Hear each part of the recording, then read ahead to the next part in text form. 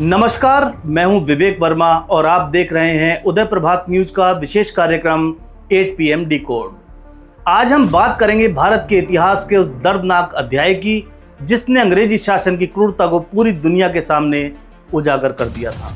एक ऐसी घटना जिसने भारत की आत्मा को झकझोर कर रख दिया था, जिसके बाद आज़ादी की लड़ाई और तेज हो गई थी और जिसने लाखों भारतीयों के मन में अंग्रेजी शासन के प्रति आक्रोश भर दिया। हम बात कर रहे हैं 13 अप्रैल 1919 जलियांवाला बाग हत्याकांड की। लेकिन आज का सबसे बड़ा सवाल यह है, क्या आज़ादी मिलने के बाद जलियांवाला बाग के दोषियों पर मुकदमा चलना चाहिए था? क्या अंग्रेज अधिकारियों को युद्ध अपराधी घोषित किया जाना चाहिए था? और क्या भारत अपने शहीदों को कानूनी न्याय दिलाने में पीछे रह गया, या फिर उस समय की राजनीतिक और कानूनी परिस्थितियां अलग अलग थी? आइए तथ्यों, इतिहास और राजनीति के संदर्भ में समझते हैं इस पूरी कहानी को। जलियांवाला बाग में क्या हुआ था 13 अप्रैल 1919 बैसाखी का दिन? अमृतसर के जलियांवाला बाग में हजारों लोग मौजूद थे। कई लोग रॉलेट एक्ट के विरोध में शांतिपूर्ण सभा कर रहे थे, तो कई परिवार बैसाखी मेले के लिए आए हुए थे। उसी दौरान ब्रिटिश अधिकारी ब्रिगेडियर जनरल रेजिनाल्ड डायर अपनी सैनिक टुकड़ी के साथ वहां पहुंचा। बिना चेतावनी के भीड़ को तितर बितर होने का मौका दिए जनरल डायर ने सीधे गोली चलाने का आदेश दे दिया। करीब 10 मिनट तक लगातार फायरिंग होती रही। सरकारी रिकॉर्ड में लगभग 389 मौतें दर्ज हुईं, लेकिन स्वतंत्र स्रोत और इतिहासकार मानते हैं कि वास्तविक संख्या 1000 से अधिक हो सकती है। करीब 1650 गोलियां चलाई गईं। लोग बाहर नहीं निकल सके। कई लोग जान बचाने के लिए कुएं में कूद गए। आज भी उस कुएं को शहीदी कुआं कहा जाता है। इस घटना का भारत पर क्या प्रभाव पड़ा? जलियांवाला बाग हत्याकांड भारतीय स्वतंत्रता आंदोलन का निर्णायक मोड़ बना। रविंद्रनाथ टैगोर ने ब्रिटिश सरकार द्वारा दी गई नाइटहुड की उपाधि लौटा दी। महात्मा गांधी ने अंग्रेज शासन के खिलाफ अपना आंदोलन और तेज कर दिया।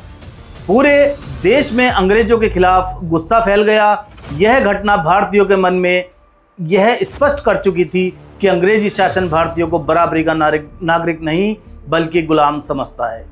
लेकिन सबसे बड़ा प्रश्न, 1947 में भारत स्वतंत्र हो गया, तो क्या जलियांवाला बाग के दोषियों पर मुकदमा चलाया गया? जवाब है नहीं। और यही प्रश्न आज भी इतिहास और राजनीति में बहस का विषय बना हुआ है। मुकदमा क्यों नहीं चलाया गया? मुख्य आरोपी पहले ही मर चुके थे। जलियांवाला बाग नरसंहार का मुख्य चेहरा था जनरल रेजिनाल्ड डायर, लेकिन उसकी मृत्यु 1927 में ही हो गई थी। वहीं पंजाब के तत्कालीन लेफ्टिनेंट ओडवायर की हत्या 1940 में शहीद उधम सिंह ने लंदन में कर दी थी। यानी जब भारत 1947 में स्वतंत्र हुआ तब इस घटना के प्रमुख आरोपी जीवित नहीं थे। उस समय अंतर्राष्ट्रीय कानून सीमित थे। आज दुनिया में वार क्राइम्स और क्राइम अगेंस्ट ह्यूमैनिटी जैसे कानून मौजूद हैं, लेकिन 1919 में ऐसा स्पष्ट अंतर्राष्ट्रीय ढांचा नहीं था। द्वितीय विश्व युद्ध के बाद 1945-46 में न्यूरम्बर्ग ट्रायल्स हुए, जहां नाजी अधिकारियों पर मुकदमे चले, लेकिन जलियांवाला बाग जैसी औपनिवेशिक हिंसा के लिए उस समय कोई प्रभावी वैश्विक कानूनी प्रणाली मौजूद नहीं थी। भारत विभाजन और आंतरिक संकट से जूझ रहा था। 1947 में भारत केवल आजाद नहीं हुआ बल्कि विभाजन की भीषण त्रासदी से गुजर रहा था। देश में सांप्रदायिक दंगे हो रहे थे। लाखों लोग विस्थापित थे। प्रशासनिक व्यवस्था बिखरी हुई थी। ऐसे समय में तत्कालीन नेतृत्व की प्राथमिकता थी देश को स्थिर करना। नेहरू, गांधी और सरदार पटेल जैसे नेता राष्ट्र निर्माण, संविधान और कानून व्यवस्था पर अधिक ध्यान दे रहे थे। सत्ता हस्तांतरण को शांतिपूर्ण रखना भी कारण माना जाता है। भारत और ब्रिटेन के बीच सत्ता हस्तांतरण राजनीतिक समझौतों के तहत हुआ। कुछ इतिहासकार मानते हैं कि तत्कालीन नेतृत्व ब्रिटेन से टकराव बढ़ाने के बजाय स्थिर संबंध बनाए रखना चाहता था। इसी कारण औपनिवेशिक अपराधों पर बड़े अंतर्राष्ट्रीय मुकदमे की दिशा में कोई ठोस कदम नहीं उठाया गया। क्या ब्रिटेन ने कभी कार्रवाई की? घटना के बाद ब्रिटिश सरकार ने हंटर कमीशन बनाया।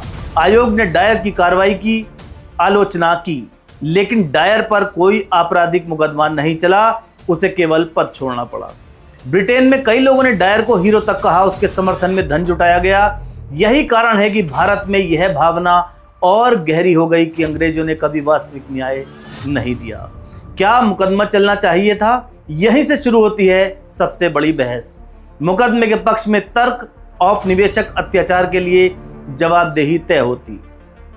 शहीदों और पीड़ित परिवारों को न्याय का संदेश मिलता, ब्रिटिश साम्राज्यवाद के अपराध औपचारिक रूप से दर्ज होते, भविष्य में मानवाधिकार उल्लंघन के खिलाफ वैश्विक उदाहरण बनता, विरोध में तर्क, मुख्य आरोपी पहले ही मर चुके थे, कानूनी अधिकार क्षेत्र जटिल था, भारत गंभीर आंतरिक संकटों से जूझ रहा था, तत्कालीन नेतृत्व की प्राथमिकताएं पूरी तरह से अलग थीं, सिख समुदाय राजनीतिक बहस, जलियांवाला बाग हत्याकांड का संबंध पंजाब और सिख समुदाय की ऐतिहासिक स्मृति से भी गहराई से जुड़ा हुआ है।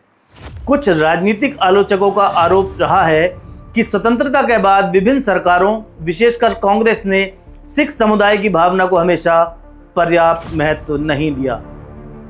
इसी संदर्भ में 1984 के एंटी सिख राइट्स का भी उल्लेख किया जाता है। 1984 में तत्कालीन प्रधानमंत्री इंदिरा गांधी की हत्या के बाद देश के कई हिस्सों में सिख विरोधी हिंसा हुई, जिसमें हजारों लोग प्रभावित हुए। बाद में कई जांच आयोग बने और राजनीतिक जिम्मेदारी पर भी गंभीर प्रश्न उठे। हालांकि कांग्रेस ने समय समय पर इन घटनाओं पर दुख व्यक्त किया और कुछ नेताओं ने माफी भी मांगी, लेकिन आलोचक आज भी इसे न्याय में देरी का उदाहरण बताते हैं। कांग्रेस और तुष्टीकरण की राजनीति पर आरोप। भारतीय राजनीति में लंबे समय से यह आरोप लगता रहा है कि कांग्रेस ने कई बार वोट बैंक राजनीति को प्राथमिकता दी है। विरोधी दल अक्सर यह दावा करते हैं कि मुस्लिम समुदाय को विशेष राजनीतिक महत्व दिया गया। इसी संदर्भ में राजीव गांधी के उस बयान का भी उल्लेख किया जाता है जिसमें उन्होंने अल्पसंख्यक शब्द की जगह सीधे मुस्लिम समुदाय का उल्लेख किया था। विपक्ष ने इसे मुस्लिम हितैषी राजनीति का उदाहरण बताया। हालांकि कांग्रेस नेताओं का कहना था कि उनका बयान सामाजिक प्रतिनिधित्व और राजनीतिक भागीदारी के संदर्भ में था, न कि किसी विशेष समुदाय को प्राथमिकता देने के लिए। क्या यह केवल राजनीति है या ऐतिहासिक पीड़ा? यह विषय आज भी भारतीय राजनीति में बेहद संवेदनशील माना जाता है। कुछ लोगों का मानना है कि कांग्रेस ने अलग अलग समुदायों के बीच संतुलन बनाने के बजाय कई बार राजनीतिक लाभ को प्राथमिकता दी है। वहीं समर्थकों का तर्क है कि पार्टी ने हमेशा सभी धर्मों और वर्गों के अधिकारों की बात की है।